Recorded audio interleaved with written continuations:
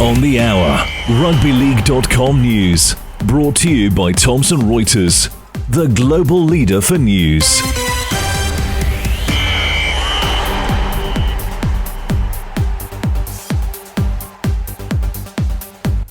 Coming up, massive blow to the Green Machine just hours before their finals clash with Cronulla in Super League in the final round. Big scare for St Helens thanks to fast finishing Cass. And in the second tier, sudden death playoff victories for Bradford and Halifax. But first up, it's week 2 of the NRL finals with a massive crowd set to converge on Homebush for Sunday's blockbuster between the Bulldogs and the Panthers. That game to follow the Saturday night clash in Canberra between the Raiders and the Sharks.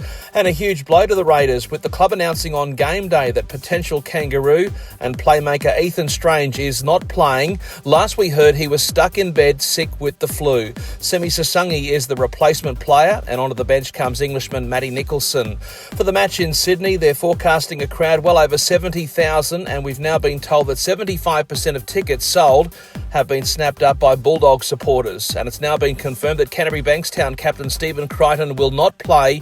His ankle's still no good.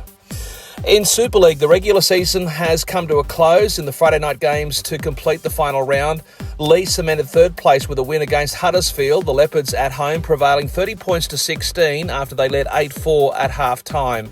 Wakefield enjoyed a crushing 52-16 win at Salford after the visitors led 18-12 after 40 minutes.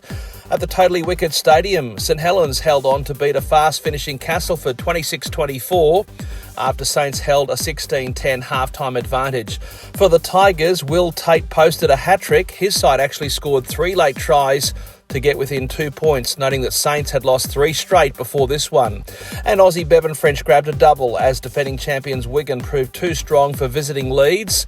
The Warriors winning 22-6 after leading 12-zip at the break. The final standings in Super League, Hull KR 44 points, Wigan 42, Lee 39, Leeds 36, Saints 34, and Wakefield 30, and outside the 6, and lamenting what might have been, Hull FC 27, Warrington and Catalan Dragons both on 20, Huddersfield 14, Cass 12, Salford 6. Looking ahead to the opening weekend of the Flyer playoffs, we have Lee hosting Wakey in the first of the eliminators on Friday night, and 24 hours later, Leeds at home to St Helens.